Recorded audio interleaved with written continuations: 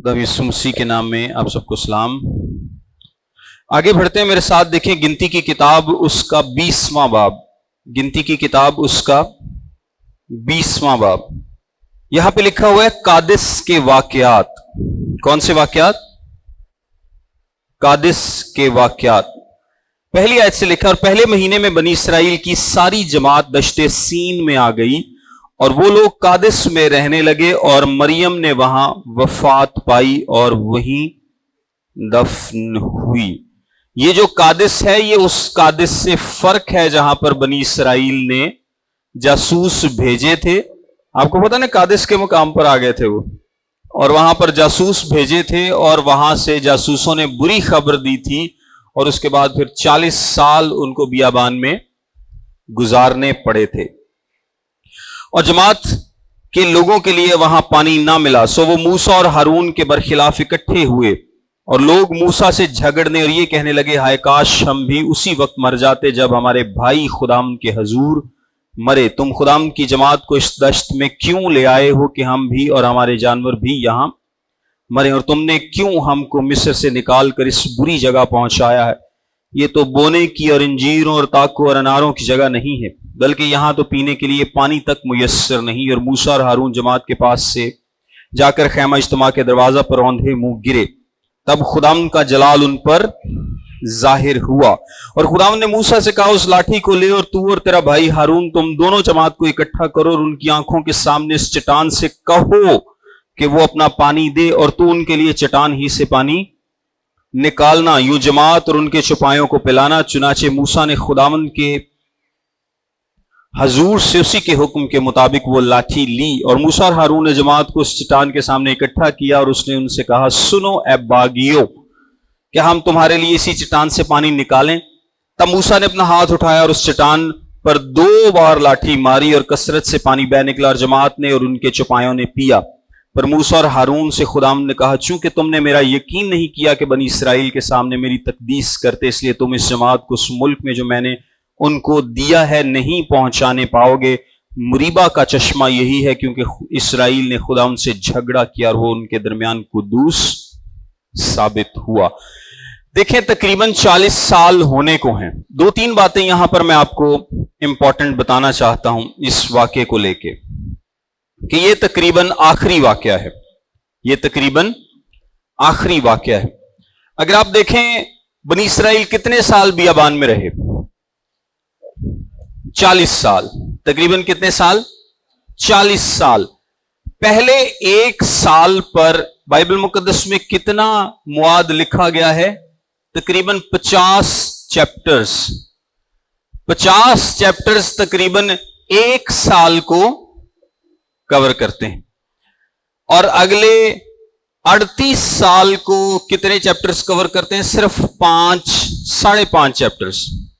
ये जो पिछले 5.5 चैप्टर्स है ना, ये 13वीं आयत तक, 20वें बाब की 13वीं आयत तक, ये तकरीबन 5.5 चैप्टर्स हैं जो कि 38 साल को कवर करते हैं। इसका क्या मतलब है? पहली बात तो ये कि ये जो अगली नस्ल बड़ी हुई है इसमें और पिछली में कोई खास फर्क नहीं है। अगली और पिछली नस्ल में कोई खास फर्क नहीं है। वो भी पानी से, खुराक से, रोटी से, कभी किसी चीज से तंग पड़ते थे। ये भी क्या है? वैसे ही हैं। ये भी क्या है? वैसे ही हैं। और आगे जाकर आप और भी देखेंगे, बल्कि ये उनसे भी 2 हाथ आगे हैं, ये 4 हाथ आगे हैं।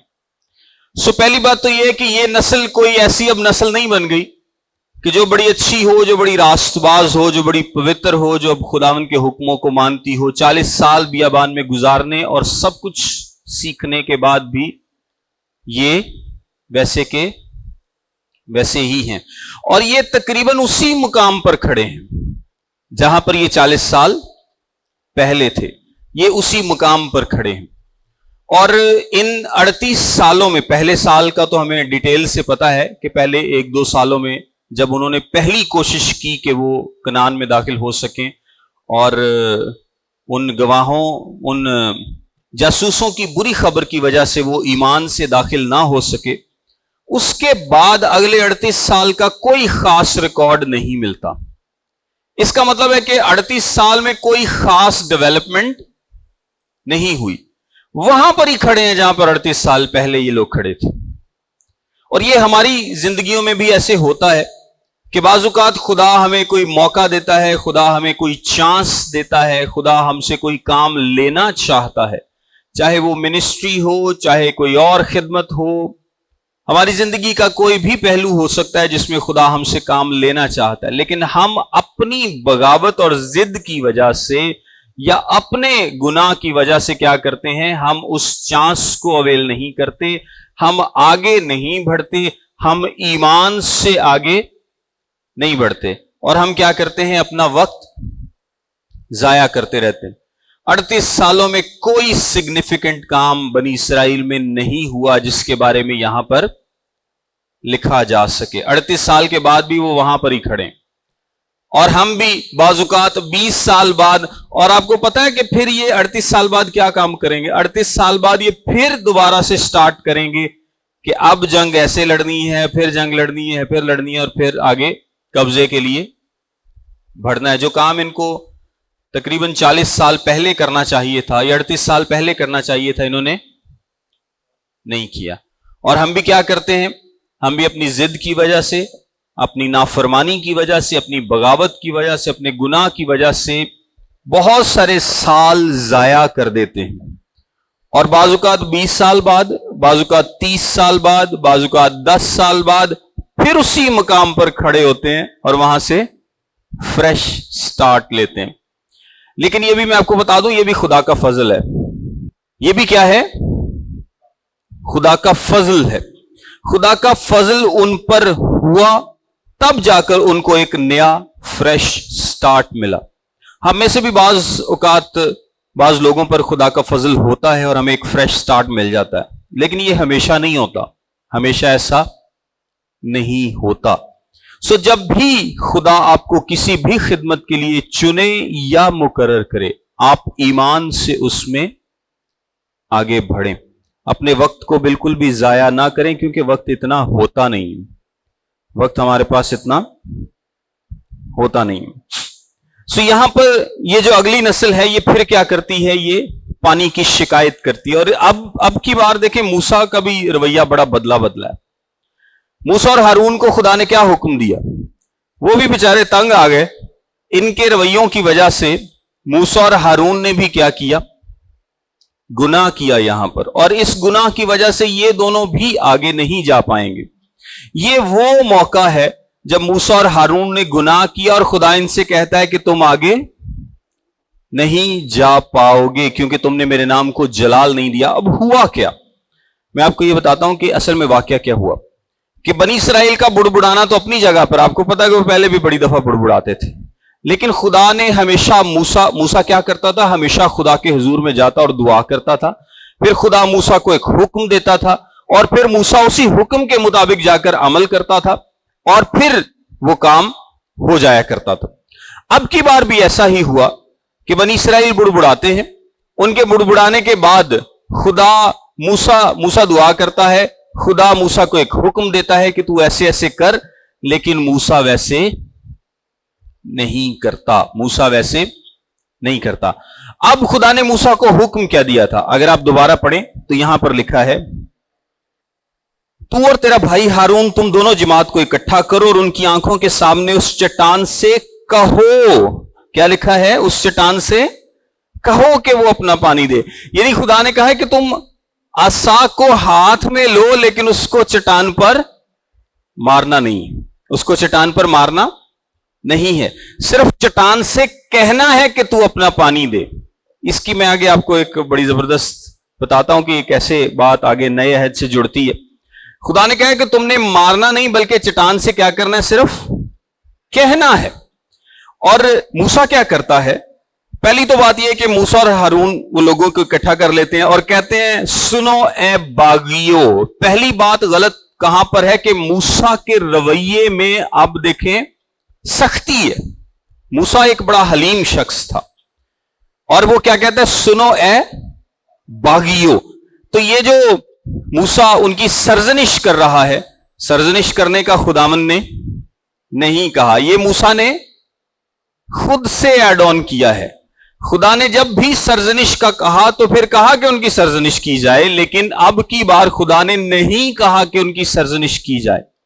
موسیٰ خود سے سرزنش کرتا ہے، خود سے کہتا ہے کہ سنو اے باغیو، اب وہ اسرائیل کا لیڈر یہاں پر کم اور مصری شہزادہ زیادہ بیہیو کر رہا ہے جو کہ وہ 40 سال پہلے ہوا کرتا تھا، اور 40 نہیں بلکہ 80 سال پہلے، کیونکہ 40 سال تو وہ بیابان میں رہا، تو وہ مصری شہزادے کی طرح بیہیو کر رہا ہے۔ پہلی بات یہ ہے کہ اس نے بنی اسرائیل کو ڈانٹا اور یہ غلط کیا، غلط اس سینس میں کیونکہ خدا نے اس کا حکم نہیں دیا تھا۔ پھر دوسری بات، کیا ہم تمہارے لیے اسی چٹان سے پانی نکالیں؟ یہ بات بڑی غلط تھی اس سینس میں کہ جب بھی معجزہ کیا ہے تو کس نے کیا ہے؟ خدا نے کیا ہے۔ موسیٰ کا یہ کہنا کہ کیا ہم تمہارے لیے چٹان سے پانی نکالیں، اس بات کے مترادف ہے کہ وہ اپنے نام کو جلال دینا چاہتے ہیں۔ اور دوسری بات اس میں یہ بھی پائی جاتی ہے کہ شاید موسیٰ کو یقین نہیں تھا کہ صرف کہنے سے پانی نکل آئے گا، کیونکہ پہلے جب بھی کیا ہے اس نے کیا کیا؟ اس نے لاٹھی کو مارا ہے، ہمیشہ اس نے لاٹھی کو مارا ہے، لیکن اس دفعہ خدا نے طریقہ بدل دیا۔ اور ضروری نہیں ہے کہ ہمیشہ کچھ فزیکل طریقہ ہو تو خدا کام کرے گا، اس دفعہ خدا نے طریقہ بدل دیا اور خدا نے کہا کہ تم نے صرف کہنا ہے۔ اور موسیٰ کہتا ہے کہ کیا ہم تمہارے لیے پانی نکالیں، اس کا مطلب ہے کہ وہ اب، اور یہ دونوں کہہ رہے ہیں، ایک نہیں، یہ لکھا ہے کہ موسیٰ اور ہارون دونوں نے کہا کیا ہم تمہارے لیے اسی چٹان سے پانی نکالیں۔ تب موسیٰ نے اپنا ہاتھ اٹھایا اور اس چٹان پر 2 بار لاٹھی ماری، اس چٹان پر 2 بار لاٹھی ماری، ایک دفعہ بھی نہیں 2 بار۔ یہودی ربی تو یہ کہتے ہیں کہ پہلی دفعہ جب موسیٰ نے لاٹھی ماری تو اس میں سے خون بہہ نکلا تھا، پھر اس نے دوسری دفعہ لاٹھی ماری، خیر اس نے 2 دفعہ لاٹھی ماری اور پانی نکل آتا ہے، پانی نکل آتا ہے۔ سٹل اب آپ دیکھیں کہ خدا کتنا رحیم خدا ہے کہ موسیٰ نے ایک ایسا کام کیا جو ٹھیک نہیں تھا، لیکن سٹل خدا نے پانی پرووائڈ کیا، سب کے لیے پرووائڈ کیا۔ خدا آپ کو استعمال کر لے اس کا یہ مطلب ہرگز نہیں کہ آپ کا تعلق خدا کے ساتھ 100% ٹھیک ہے۔ خدا کسی کو بھی استعمال کر سکتا ہے، اور اس کے بعد اگلے واقعے میں آپ دیکھیں گے کہ خدا نے بلام نبی کو بھی استعمال کیا تھا، جو کہ پروفٹ فار پروفٹ تھا، یعنی پیسے کا لالچی ایک نبی تھا، لیکن خدا نے اس کو بھی استعمال کیا۔ خدا نے غیر اقوام کے بادشاہوں کو بھی استعمال کیا۔ سو خدا کسی کو بھی استعمال کر سکتا ہے، یہ اس کی مرضی ہے۔ اگر خدا آپ کو کسی بھی خدمت میں کسی بھی لحاظ سے استعمال کرتا ہے تو یہ گارنٹی نہیں ہے، ہمیشہ یہ گارنٹی نہیں ہوتی کہ آپ کا تعلق خدا کے ساتھ بہت اچھا ہے اسی لیے خدا آپ کو استعمال کر رہا ہے، یہ خدا کی مرضی ہے، وہ کسی وقت میں کسی کو بھی استعمال کر سکتے ہیں۔ یعنی اب کی بار دیکھیں تو موسیٰ اور ہارون گناہ کر رہے ہیں، وہ خدا کے اگینسٹ گئے ہیں، وہ گناہ کر رہے ہیں، لیکن پھر بھی خدا نے بنی اسرائیل کو پانی پینے کو دیا ہے۔ اب یہاں پر ایک بات جو نئے عہد سے تعلق رکھتی ہے وہ سمجھیے گا۔ کلام مقدس کے مطابق جو چٹان ہے یہ کس کو ریپریزنٹ کرتی ہے نئے عہد میں؟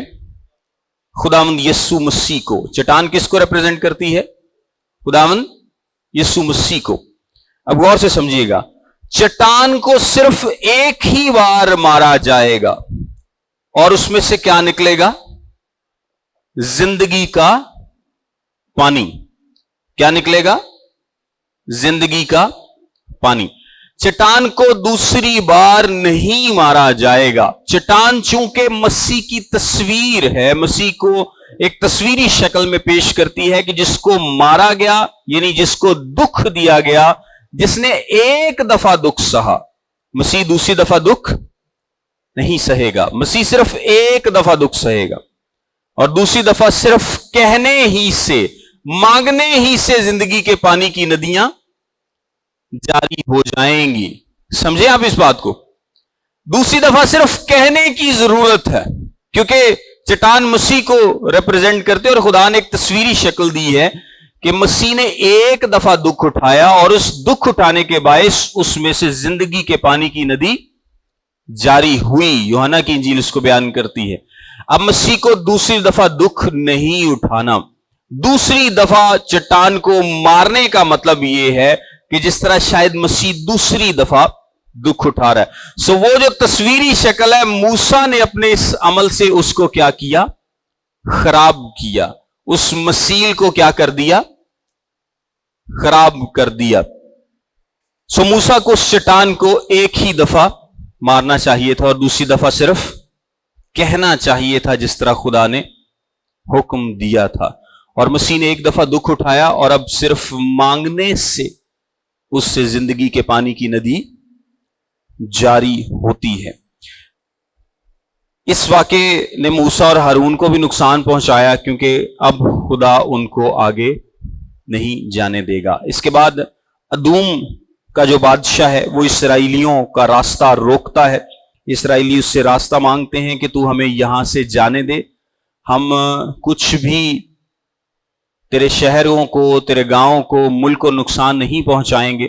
لیکن وہ کہتا ہے کہ میں تمہیں یہاں سے نہیں جانے دوں گا. اور موسیٰ اور تمام بنی اسرائیل وہاں سے مڑ کر دوسرے راستے پر ہو لیتے ہیں. آپ اس اکاؤنٹ کو پڑھ لیجئے گا. اور اس کے بعد 22ویں آیت میں ہارون کی وفات ہوتی ہے اور اس کے بیٹے الیزر کو کاہن مقرر کیا جاتا ہے. اب یہ تقریباً 12 ماہ کا عرصہ ہے جس میں ہارون، موسیٰ اور مریم تقریباً تینوں کی وفات ہوگی. تقریباً یہ 12 ماہ، کیونکہ یہ آخری سال چل رہا ہے. اور کلام مقدس کے مطابق ہارون کی وفات کس سال میں ہوئی تھی؟ 40ویں سال میں. بنی اسرائیل کے وہاں سے نکلنے کے 40ویں سال میں.